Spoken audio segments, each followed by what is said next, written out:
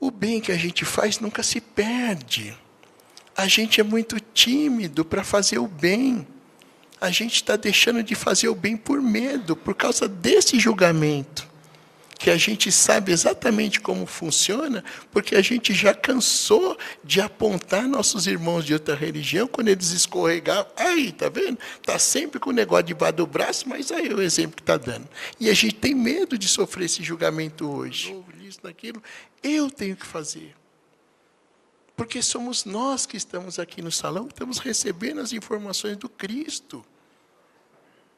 Temos que pacificar no nosso trabalho. A fofoca parece que vem na nossa direção, a gente desvia. E quando não dá para desviar, ouve fraternamente, você não vai falar nada? Não, não vou. E a gente sempre esquece. As trevas trabalham. Elas trabalham para desarmonizar a sua casa, o seu trabalho no centro, o seu trabalho, a sua dinâmica no seu trabalho, que você vai ganhar o pão material. As trevas trabalham, Fábio. Cheguei em casa, meu filho, sei, pois é, falou um negócio e eu já retruquei, e daqui a pouco, quando eu percebi, ele estava saindo correndo pela rua, dizendo que ia se matar, e eu atrás dele, aquela agonia, aquela coisa e tudo, e moral da história, a situação foi se arrefecer lá pelas 2h.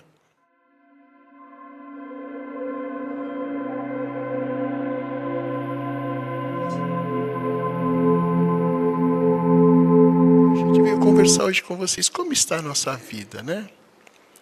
Como ela está? Porque esses momentos que se apresentam no nosso cotidiano, eles são os breves instantes que vão nos dar o aval para que a gente possa, quando sair daqui, ter um pouquinho mais de refrigério, ter uma vida um pouco mais feliz, mais harmônica lá no plano espiritual, e que a gente possa entrar lá menos conturbado, né? Então, eu sempre recomendo às pessoas, e hoje a gente se policia muito mais, no nosso dia a dia, nas pequenas coisas, né?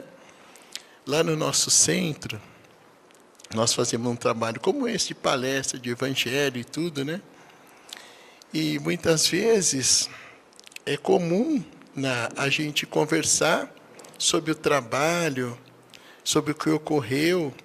Nós temos lá um grupo de WhatsApp do nosso trabalho da quinta-feira, que nós só conversamos e fazemos observações sobre o trabalho. Então, não é para dar bom dia, e aquelas manifestações, mas puxa, no trabalho de ontem eu tive uma percepção assim, assado, assim, assado. Então a gente conversa muito sobre o trabalho, porque a gente às vezes não tem muito tempo de sentar para conversar com os companheiros sobre o trabalho, então ali a gente estabeleceu, olha, a regra é falar sobre o trabalho, né? Puxa, eu estava lá na Câmara de Paz, senti aquilo, e aí um observa, o outro observa, e olha, eu vi que tal coisa no livro dos médios, a gente vai trocando informações.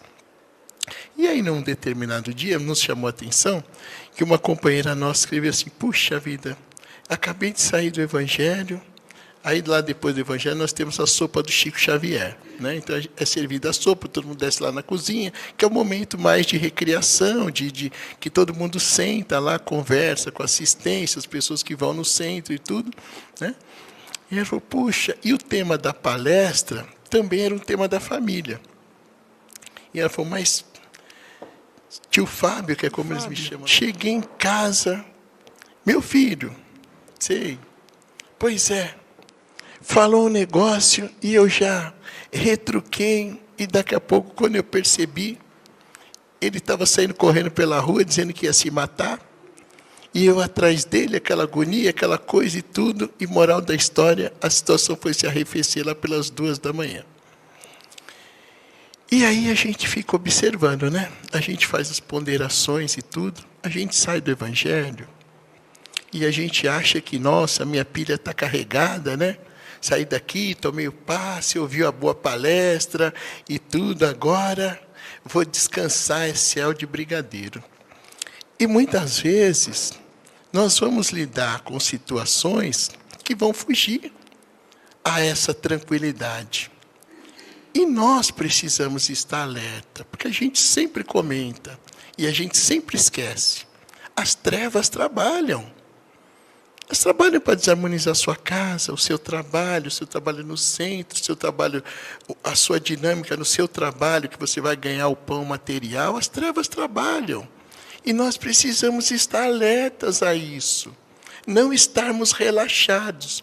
Porque é no momento que a gente está relaxado que a gente age, a gente reage, né?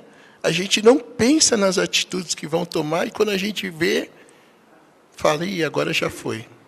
Estava distraído, fui pego de surpresa e reagi, não agi. E a gente precisa entender que quem reage são os animais.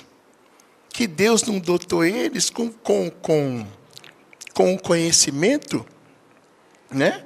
Então, ao homem, Deus deu para nós o poder de pensar, de se organizar, de refletir sobre a situação. E o animal, na maioria, ele age por instinto e a sua inteligência é muito limitada, né? Então, é por isso que a gente cuida do cachorro, do nosso cachorro, mas se a gente pisar no rabo dele, fatalmente ele vai rosnar ou vai querer beliscar a gente. Por quê? Porque ele não é como nós, que vai parar, analisar, pensar, né? Ele age instintivamente. E a gente, quando está distraído, a gente faz o quê? A gente age por instinto. E quando vê, já foi. E nós precisamos sair de casa, entrar na nossa casa, no nosso trabalho, a gente precisa estar em sintonia com os bons. Porque aí a gente não é pego de surpresa. Um dos nossos maiores modelos de espíritas que nós temos, ou de cristãos do nosso tempo, foi o Francisco Cândido Xavier, né? Não teve um modelo lá no nosso Evangelho, lá no nosso Livro dos Espíritos, na pergunta 625, os espíritos perguntam, né? O Kardec inquire os espíritos superiores, quem é o nosso maior modelo na Terra, né? Deixado o nosso maior modelo que Deus mandou para o homem na Terra, a fim de que a gente pudesse ter uma direção a seguir. Olha, eu preciso... E eles respondem, Jesus é o nosso maior modelo. Mas para os nossos dias contemporâneos de hoje, né, a gente fala, puxa vida, a gente conhece Jesus, o que fez, a sua grandiosidade, mas muitas vezes dá a impressão que Jesus está um pouquinho distante, né? Porque a gente não tem a vida de Jesus esmiuçada no seu dia a dia e tudo. São poucas informações importantíssimas, mas nos falta muitas minúcias, né? E o Chico Xavier veio trazer para nós essas minúcias de como se deve comportar um cristão. Ele tinha Jesus como norte e vivia. E a gente tem detalhado todas as situações da vida dele, do cotidiano, como ele driblava as dificuldades, né? E a gente pode aprender muito com o seu exemplo. Porque ele se espelhava muito no Cristo. E acabou de servindo de um exemplo gigantesco para cada um de nós. Em comportamento familiar, com familiares difíceis, vizinhos difíceis, colegas de centro difíceis, autoridades difíceis, todos que o procuravam, como ele lidava com essa dinâmica. E a gente precisa lembrar disso no nosso dia a dia, para que a gente possa ter êxito na nossa encarnação, para que a gente possa agir diferente. E aí nós falamos, puxa, mas você acabou de sair do centro. O que a gente recomenda? Porque o palestrante até da noite parece que falou lá. Paciência. A gente precisa mudar a nossa relação com os nossos familiares mais difíceis. Porque todos nós sabemos que no nosso lar habita muito, na nossa família, né? No nosso lar e nos outros lares que compõem a nossa família, as casas de sogra, de cunhados, cunhadas, irmãos, isso, aquilo, gente, habitam pessoas que nós ajudamos a empurrar no barranco numa outra vida. Ele estava lá na ponta do barranco e a gente empurrou. E aí Deus, na sua misericórdia infinita, faz com que essas pessoas retornem à nossa família, a fim de que a gente possa buscar a nossa redenção amando essas pessoas. né? Amando. E essas pessoas, quando se aproximam de nós, a gente não faz a mínima questão de agradar, de ter paciência com elas, de amá-las. E para muitos de nós o susto virá quando a gente vai passando para o outro lado. Porque aí vai vir a sensação de oportunidade perdida, de tempo perdido. Então a gente precisa amar essas pessoas. A gente precisa ter elas perto. A gente precisa aguentar. Falei até nós comentamos, é o teste, Ana. Você sai de casa avisando filhos, maridos, estou indo no centro, estou indo lá. Isso pressupõe o quê? Vou voltar uma pessoa melhor. Estou indo lá falar com Jesus, ouvir Jesus. E aí, muitos ficam na nossa casa esfregando as mãos assim, ó. Vamos ver a hora que ela voltar. Vamos deixar aquela situação que ela menos gosta e vamos ver como é que ela reage. Né? É assim que funciona. E a gente sabe que é assim, porque nós aqui que estamos no salão, já fizemos isso e muitas vezes fazemos isso para testar as pessoas. O fulano foi em tal lugar? Peraí. Vamos ver se a situação vai estar confortável, vamos ver como é que ele vai reagir. E a gente fica ali de butuca esperando a pessoa para ver como ela vai reagir na situação. E esses são os nossos parentes. O filho vai lá e fala, minha mãe saiu, ela foi na igreja, foi no céu, tá bom. Ela vem me reclamando que eu deixo sempre a meia ali. Hoje eu vou deixar mais visível, vou deixar no meio da sala. Vamos ver na hora que ela chegar, qual vai ser a atitude. Se vai ser uma atitude cristã, ou se vai ser uma atitude do nosso evangelho pessoal, não cristão, né? É assim, eles ficam nos esperando, aguardando para ver a nossa reação.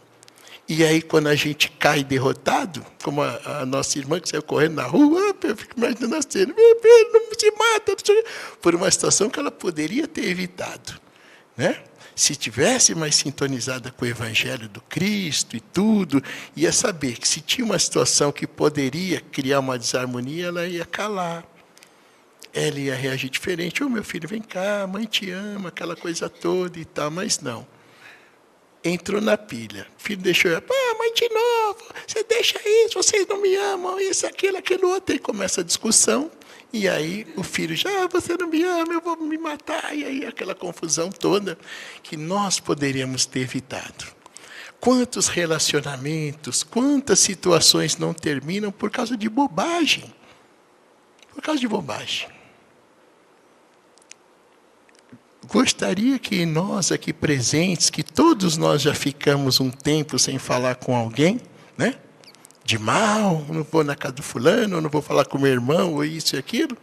Analisemos as situações, bobagens.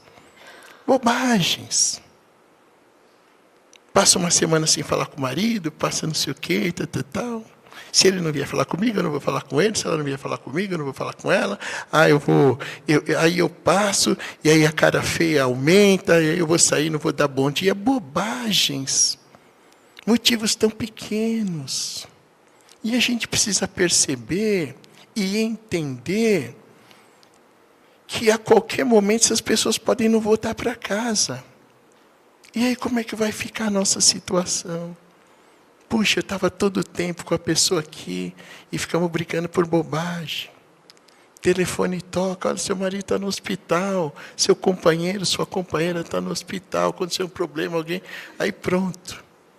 Toda aquela bobagem que você ficou sem falar cai por terra e você quer ver a pessoa viva e a oportunidade de reconciliar.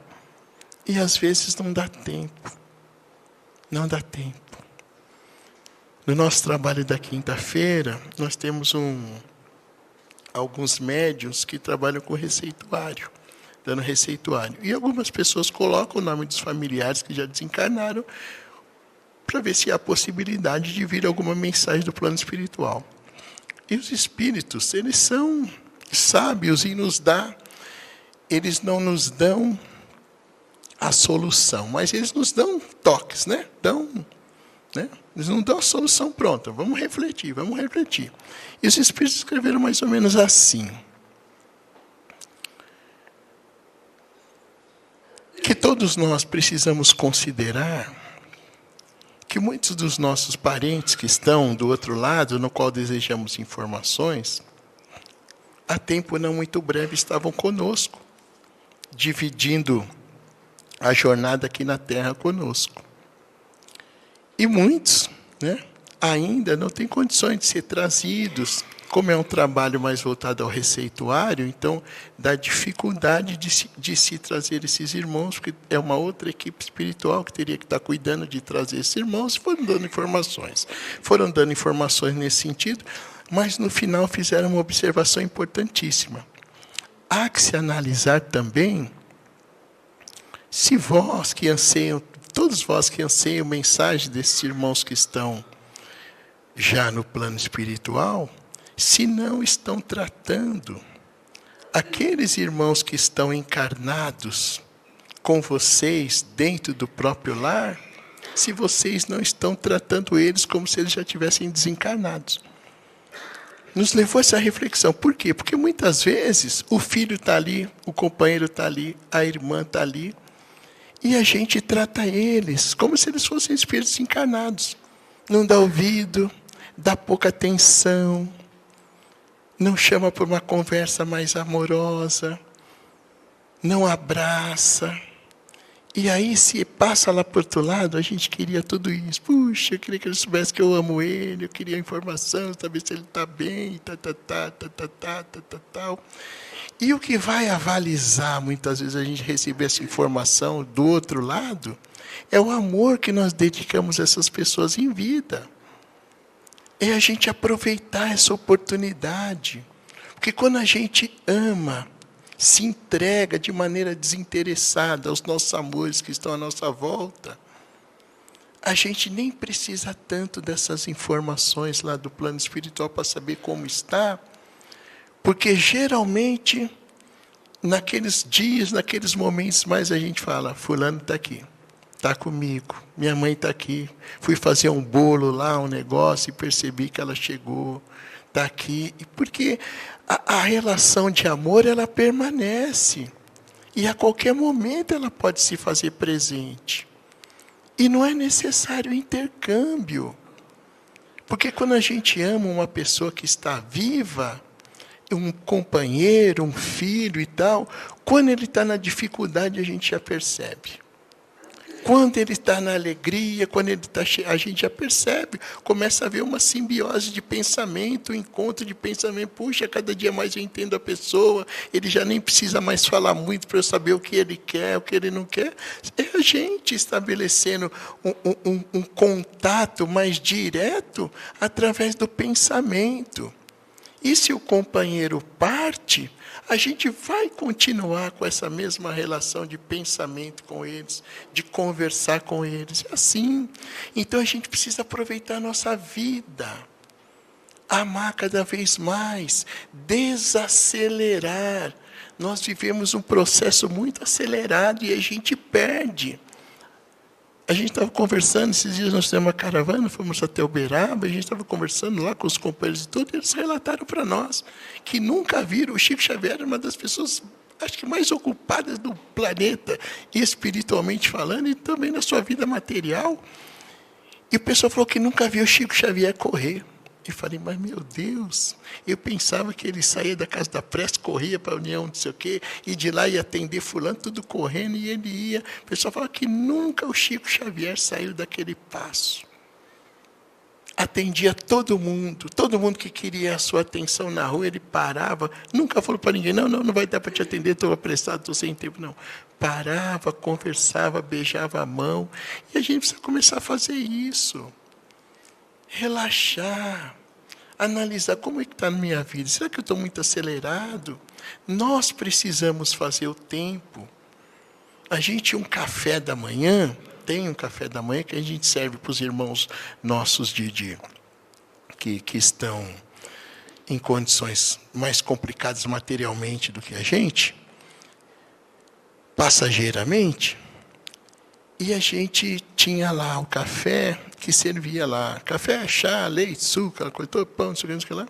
E aí era assim. Chegava lá de manhã, e aí começava, põe o copo, ia pôr em cima da mesa, e põe o copo, ia pôr em cima da mesa, e o copo e o outro do pão, e aquela coisa, aquela pressa, aquele negócio. E eu falava, meu Deus do céu, tem alguma coisa errada. Mas, tá bom. 10 minutos, 50, 60, 70 pessoas já. Aí nós conversamos e conversamos, depois de 2, 3 anos fazendo trabalho, gente, precisa mudar isso. Não é assim. Estamos fazendo tudo errado. Quantos de nós estão dando bom dia para esses irmãos que estão chegando, abraçando, pegando na mão? Quantos? Nós estamos num automático que não faz. Enche o copo, põe em cima da mesa. Estamos servindo 3, 4 tipos de bebida. Baixamos o decreto lá. A partir de agora, é calma. Toda pessoa que vem, nós vamos perguntar, o senhor quer tomar o quê? Leite, chá, café, suco, o que o senhor deseja tomar? Água. Eu quero isso. E assim foi. Olha, a mudança para nós foi da água para o vinho. Porque nós passamos a trocar energias com as pessoas. Saímos do automático. Começamos a perguntar o nome das pessoas, a abraçar as pessoas. Porque o trabalho é isso, nós precisamos desfrutar da nossa vida. Sair daquela mensagem automática de bom dia para a família no WhatsApp. Onde você põe lá no grupo, bom dia, povão. Não vale. Quer escrever no WhatsApp? Escreve uma mensagem pessoal. Põe o nome. Tia fulana, aqui é sua sobrinha, eu te amo. Espero que você tenha um bom dia. Para o colega de trabalho, a gente não pode cair nessa de terceirizar o bom dia. O WhatsApp vai dar bom dia para mim. É a gente mostrar para as pessoas que é algo pessoal, o meu amor por você. Sou eu que estou te escrevendo, não é o telefone, sou eu.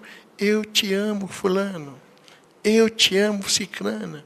Puxa, mas eu só vou conseguir dar 10 bom dia desse jeito, ou 2 ou 3, mas vai ser sincero. A pessoa pode até te mandar a figurinha lá, mas ela vai, puxa, fulana de tal escreveu o meu nome. Então ela não mandou para 10, ela mandou para mim. Ela não mandou para 100, ela mandou para mim. E a gente precisa fazer essa construção, essa reconstrução na nossa vida. Ser o agente pacificador da nossa família. Quando a coisa está fervendo lá, eu posso intervir diferente. Eu posso ser o bombeiro. Gente, para que briga, união, vamos se amar, vamos se juntar no Natal, no Ano Novo, nisso, naquilo. Eu tenho que fazer. Porque somos nós que estamos aqui no salão, que estamos recebendo as informações do Cristo. Temos que pacificar no nosso trabalho. A fofoca parece que vem na nossa direção, a gente desvia. E quando não dá para desviar, ouve fraternamente, você não vai falar nada? Não vou. Está tudo bem. Fulano falou mal de você, faz parte. É assim mesmo. Falaram mal de tanta gente, não vai falar mal de mim? Um ser tão insignificante aqui dentro do departamento, deixe de falar mal, está tudo bem. E a gente seguir na nossa batida. Esses dias, a criançada que participa da evangelização lá, eles fazem palestra também. Estamos lá por 15, 16 anos, já estão falando do Evangelho de Jesus. Porque já escutaram o Evangelho de Jesus. Passam um mês inteiro na evangelização, lá na juventude, estudando o Evangelho, e a gente prepara. A última palestra do mês é de vocês.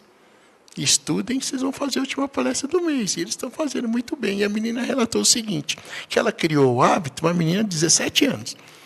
Está trabalhando no hospital. Então, todos os colegas dela de trabalho do hospital, ela faz questão de cumprimentar um por um. Bom dia, bom dia, bom dia, bom dia, vai um por um.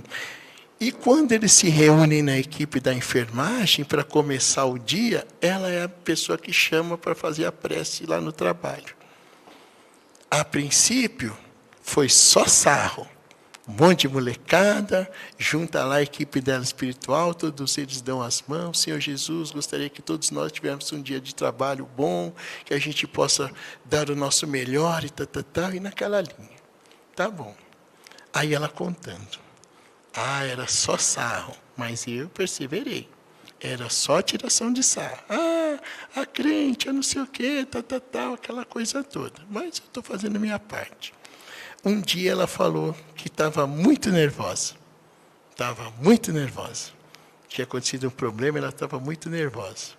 E naquele dia, ela falou, quer saber, eu não vou cumprimentar hoje ninguém, que eu estou muito nervosa. E aí, quando o pessoal percebeu que ela chegou e não cumprimentou ninguém, o pessoal foi tudo nela. Nós estamos esperando você vir cumprimentar a gente. A gente acha que o bem que a gente faz não causa efeito em ninguém. Os colegas lá, puxa. Aí ela, me desculpe, Aí ela foi. E a mesma coisa foi na equipe de enfermagem. Teve um dia lá que ela falou que teve uma discussão com o menino do trabalho, que ele não foi atender, alguma coisa assim. Ela ficou muito chateada. E aí, quando foi no dia seguinte, o menino estava ela achou que o menino estava meio de bico com ela, ela cumprimentou as pessoas, mas ela ficou com receio de cumprimentar o menino. E aí, depois de 15 minutos, 20, ele falou, estou esperando você vir me cumprimentar. Então, o bem que a gente faz nunca se perde. A gente é muito tímido para fazer o bem. A gente está deixando de fazer o bem por medo, por causa desse julgamento. Que a gente sabe exatamente como funciona, porque a gente já cansou de apontar nossos irmãos de outra religião, quando eles escorregavam, aí, tá vendo? Está sempre com o negócio debaixo do braço, mas aí é o exemplo que está dando. E a gente tem medo de sofrer esse julgamento hoje. Então a gente é tímido, eu não vou fazer isso, eu não vou ajudar o cara que está ali com um negócio, com uma moeda, eu não vou dar meu lanche para ele, porque vão falar que eu sou o quê? Eu não vou, eu briguei com a minha irmã, não vou mostrar humildade, porque eu vou chegar lá, ela vai achar que não sei o quê, que é falsidade, que é não sei o quê. Então, a gente já começa a se culpar e não tem atitude boa. E nós precisamos ter essa atitude boa, porque ela é a nosso favor. Nós precisamos não ter medo de levar as bordoadas, porque é por isso que Jesus falava, advertia, eu não vim para trazer a paz, mas sim a espada.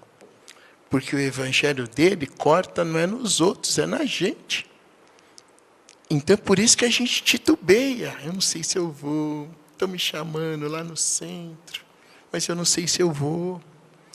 Porque a gente tem medo de assumir o Cristo. É difícil, mas é necessário. É necessário que nós sejamos o Cristo dentro da nossa família. É necessário. E escorregar faz parte. Faz parte. Nós temos também que ser menos cobradores de nós mesmos, né? Saber que vai fazer parte, que a gente não vai conseguir ser 100%, mas que a gente tem que ficar alerta. Eu não posso relaxar, eu tenho que ficar atento. Errei, falhei, não era para falar, mas falei. Mas agora eu vou retomar, porque eu já percebo que eu estou fazendo errado. O Chico Xavier falava assim, ele era muito engraçado, ele falava que a gente vive pedindo, né, na prece do Pai Nosso, o pão nosso de cada dia, dai-nos hoje, né? E aí ele fala que o problema maior é que Deus manda o pão, mas a gente escorrega porque a gente quer a manteiga, né? Aí ele fala que é na manteiga que a gente escorrega, né? Ele era muito divertido. Então ele fala, a gente pede o pão, Deus dá o pão, mas a gente quer sempre mais. A gente quer sempre a manteiga. E aí é na manteiga que a gente... Eu fico imaginando o Chico naquela calmaria, falando, é na manteiga, né? Então, nós precisamos relaxar com relação a isso, né? Saber que nem sempre nós vamos conseguir ter um comportamento cristão, mas nós temos que estar alertas. O Bacelli conta um caso interessante com ele, que tinha um senhor que ia no centro, que ele vivia convidando o Chico Xavier para ir na casa dele. Chico, você precisa ir na minha casa, você, o Bacelli, tem que ir na minha casa. Gostaria que você fosse na minha casa, porque na minha casa eu tenho a maior Biblioteca Espírita de todo Uberaba. E eu acho que não é só de todo Uberaba, não. É do Triângulo Mineiro todo. Ninguém tem uma biblioteca igual a minha.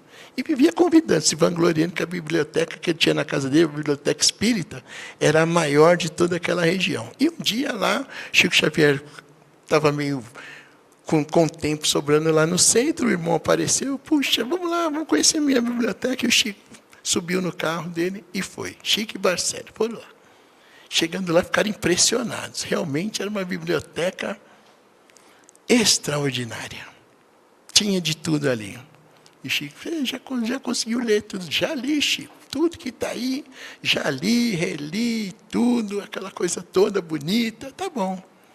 E aí viram a biblioteca, tomaram o cafezinho, aquela coisa toda, e vamos embora.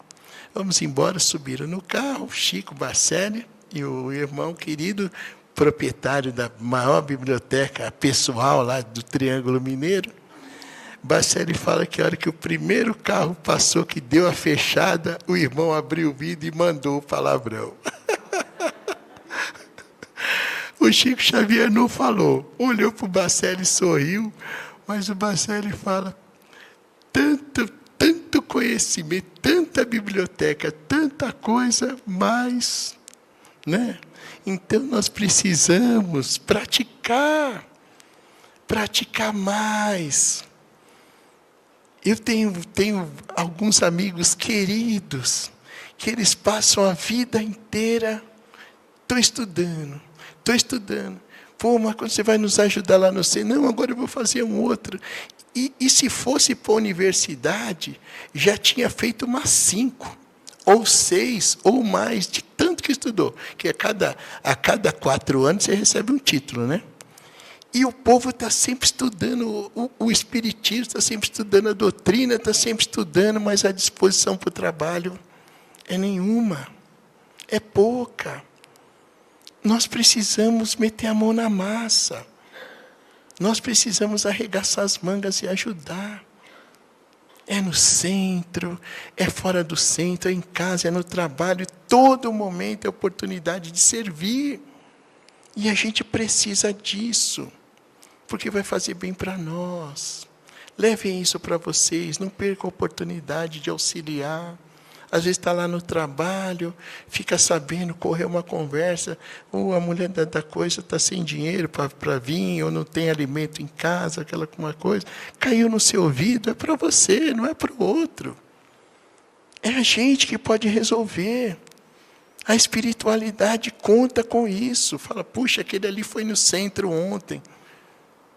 Nós estamos com uma dificuldade ali, acho que ele vai passar lá perto. Vamos fazer ele ouvir, vamos ver se ele consegue. É para nós, é por isso que chega. E aí a gente tem que se, puxa, acho que isso é para mim, acho que eu posso ajudar. E aí é fazer como o Evangelho nos recomenda.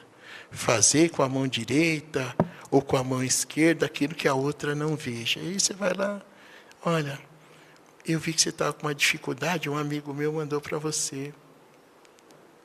Olha, eu vi que você não tinha um sapato lá, eu peguei lá, isso aqui é para você, não sou eu que dou. Eu falei assim, vou dizer, não, sou eu que estou dando. Não, põe nas costas do outro, o outro que está dando. Né?